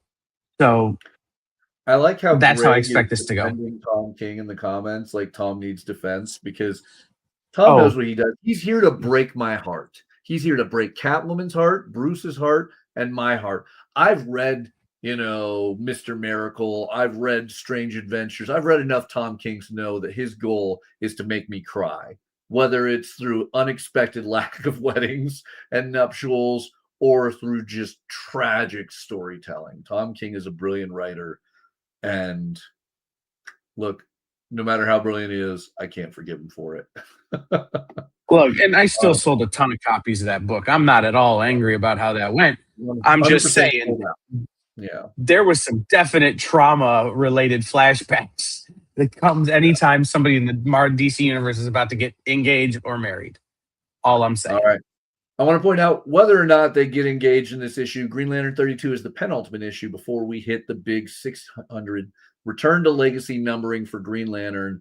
And that's I'm a big Green Lantern fan. I actually own every Green Lantern issue from the Silver Age on up.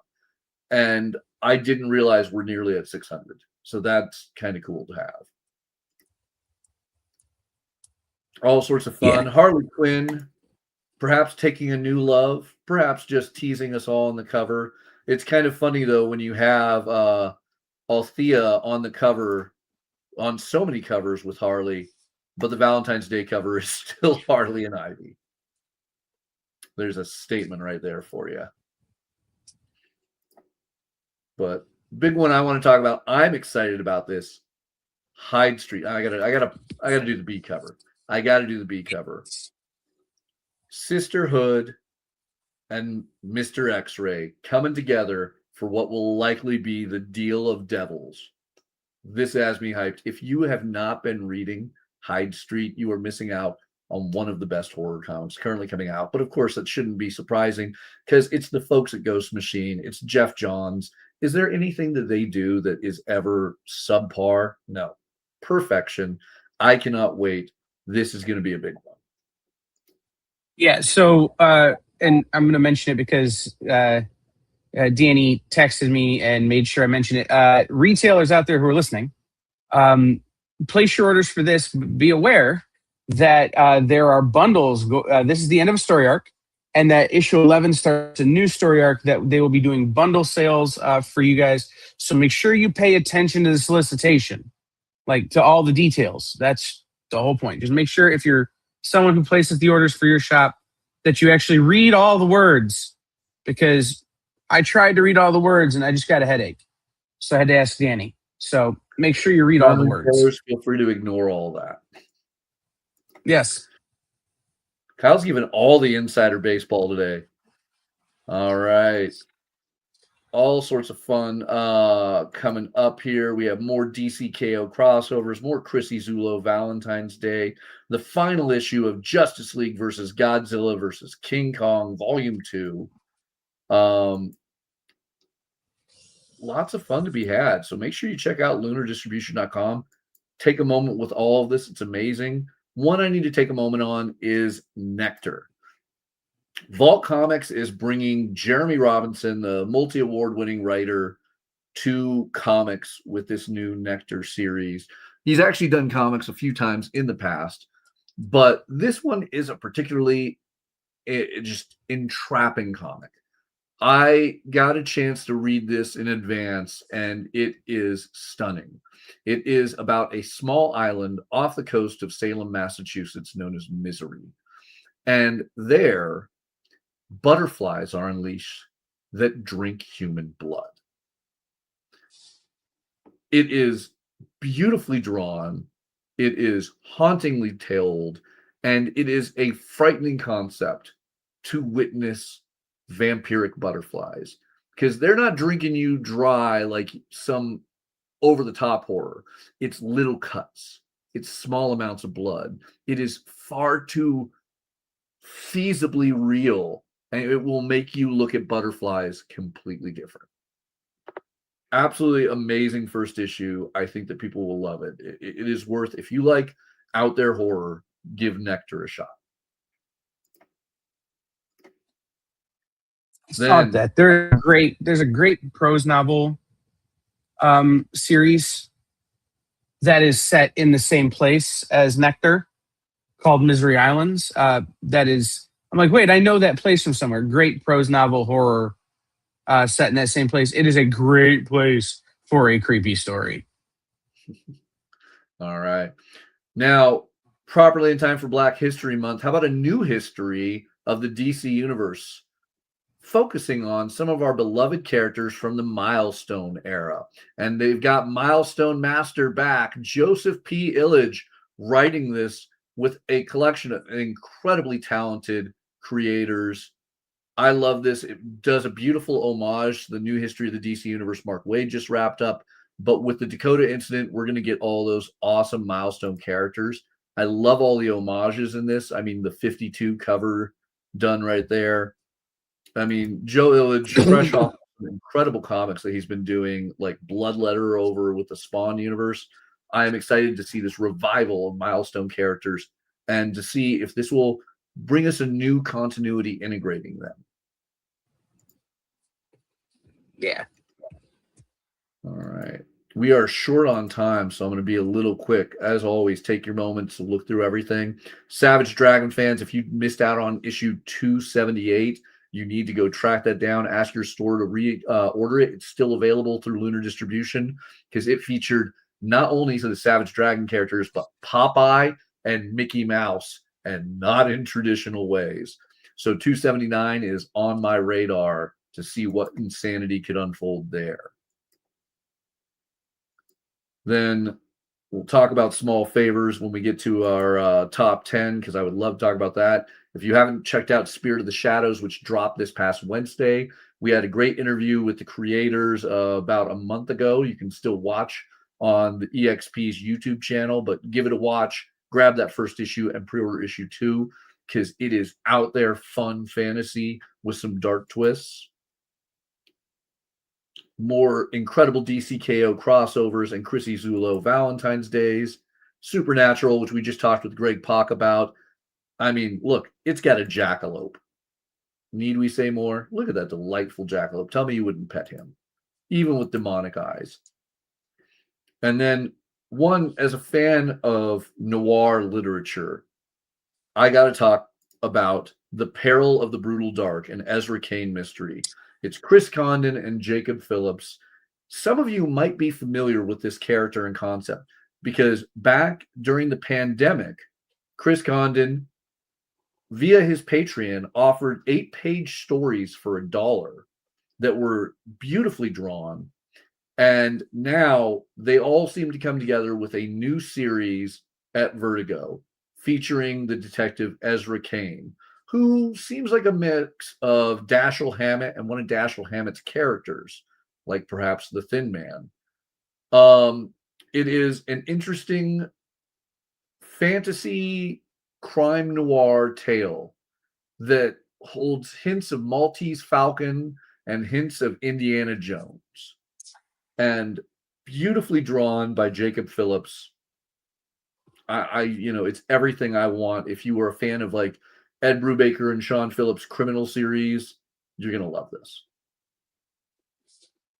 Very excited for this. And again, there's everything that they've done so far with Vertigo, with the exception of making the guy on the cover of last week's Vertigo book look vaguely like Constantine and confusing me until I read the book, has been super exciting, and I'm really happy that it's back. Yeah. Oh, so did you get a chance to read End of Life? I did. Okay. You dug it? I did. Yeah. Awesome. I love it. I got to say once again, the white hair and the thick black brows and mustache, it's very Dashiell Hammett, but you didn't have the pencil version of the mustache, and it kind of becomes a bit more like one of Dashiell's characters. Mm-hmm. All right. So some brilliant books on FOC this week. I know there's one you wanted to talk up really quick before we get to our we don't have a top whole lot of time. This is just a graphic novel story about Vincent van Gogh or Vincent van Gogh, depending on your political leanings, how you pronounce Van Gogh. But basically Vincent van Gogh's Sadness Forever is a exploration of the life of Vincent van Gogh. If you've ever seen that episode of Doctor Who where the doctor travels back and helps Vincent van Gogh, think about the end of that when they're in the museum and Bill Nighy is explaining how great Vincent van Gogh is. It's a book. So I love Van Gogh. I love Van Gogh's art. You can see the tortured kind of reality of his life in it. And this kind of, again, celebrates and studies that. So kind of excited for this book. There you go. First time printed in English, classic European graphic novel. Grab it now. So with that, I think it's time we cut away to our top 10. All right. I'm going to have to pull my notes up because You ready for it? Here we go. So first up, the honorable mention is Small Favors, the definitive girly porno collection by Colleen Cooper. Colleen Cooper, who's going to be doing the artwork on the Godzilla Portland book, is a brilliant artist and a very creative and loving person. I've always loved all of her books, but this one was one of my favorites. It is definitely a mature book with graphic sexual scenarios, but in the same is a heartfelt, cute, just amazing book about a young woman and her, I guess you could say, microscopically sized inner conscience, who she's also found an attraction for. It is, if you could do mature girl or mature lesbian Archie tales, this would be it. But I've loved it. I'm glad that Oni is finally bringing it back for definitive trade paperback. If you haven't already read it, well worth it. Then we talked it up a fair bit. Number 10 is Comics the Magazine. It earned its place in the top 10. Like I said, it made me eat my words. Reach out to your local comic shop. Let them know you're interested in Comics the Magazine so they can order it for you and you can learn more about so many parts of the comic book industry, comic book collecting, and more. This is well worth the $3. Well worth the $3. At 9, The Exorcism at Buckingham Palace. And look at that stunning Daniel Worm cover. Just like the incredible covers that we had on Exorcism at 1600 pen, this epitomizes the concept of it and gives a haunting draw-in to Hannah Rose May's epic storytelling. Then, in the most 80s possible fashion, Jim Rugg brings us Usagi Yojimbo Kaito 84. Like, tell me that doesn't feel like a 1980s VHS right there. It feels like Miami Mice. Not Miami Vice. This is an homage to the Miami Mice Dark Horse book from the early 90s or late 80s. So there it is. Yeah. That's you didn't think I was going to pull that reference, did you? I didn't. I was shocked. Ivan Talavera's artwork has been blowing up on the aftermarket recently. His covers are hot demanded items. So know this one featuring Mary Jane Venom is going to be one that everyone's coming into your local comic shop demanding. Get that pre-order to guarantee you're going to have an Ivan Talavera ASM 23 waiting for you. Ursula, look, there were some stunning covers on there, and it was hard to choose because I know this is going to be a big book on just content alone. But the Shotoki Shiki cover, where Ursula is wielding the trident, that is just absolutely amazing. Had to make that one my pick. But all the covers on Ursula doing good. Then we get to our top 5. It is Star Wars Shadow of Maul, Dan Panosian. I don't think there's a better cover artist, honestly, in the industry right now. Look, there's covers that might be better, but as a whole, Dan Panosian is 10 out of 10, 100 out of 100. There is a 0 failure rate. Every cover he has done over the last few years has been perfection. There is no failures coming from Dan Panosian. I think you take the word cover out of that statement. He's just there. I don't know that there's a better artist going right now. He's even a brilliant writer. I mean, it's just Dan Panosian, right. Top of his game. Yep. Hot as ever. All right. Then we get Absolute Wonder Woman 17, or the Riley Rossmo cover. Perhaps because I'm in Calgary right now, where Riley Rossmo, used to live and, work at a local comic shop out here. I had to spot it out. But if you've noticed, with each one of the Absolute titles over the last 4 months, there's been one cover that skyrockets ahead. And it is normally the unique artistic style cover. I think this is going to be it for Absolute Wonder Woman 17.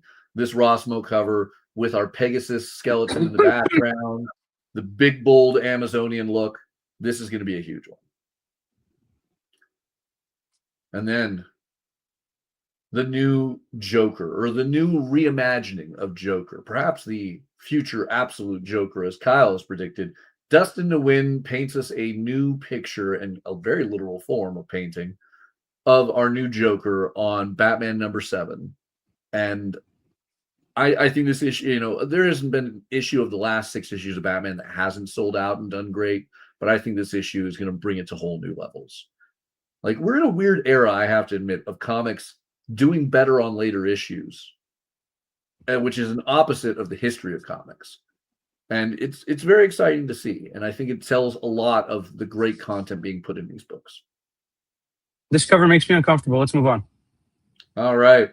DCKO #1, that third printing. Again, you're getting the absolute trinity of Superman, Wonder Woman, and Batman along with Booster Gold on that DCKO #1. No one's going to order enough of this. It's a guarantee. No one's going to order enough of this. Absolute numbers. You watch. The most Booster Gold thing ever is to be in the Trinity and be like, yeah, we're a Trinity. And Batman, Superman, Wonder Woman go, with you, there's 4 of us. Yeah, it's a Trinity. Like, it's You're just right. the most Booster Gold thing ever. And then, because the absolutes and the trinity of them all cannot be evaded, our #1 is the Free Comic Book Day edition hardcovers. Now, yes, I get it has the Free Comic Book Day title in there because they'll be exclusive at Free Comic Book Day, but these are not free hardcovers. However, they are a steal of a deal at $25 MSRPs or $24.99. You get those stunning Jim Lee covers on the hardcover editions of Absolute Superman Volume 1, Absolute Wonder Woman Volume 1, and Absolute Batman Volume 1. These are going to be in demand. They will be sought after. There will be places that don't get them. So make sure that your store is one that gets it because you told them you want them. Get all 3. You will not miss out because Jason Aaron, Kelly Thompson, and Scott Snyder are writing the best of their lives in these titles.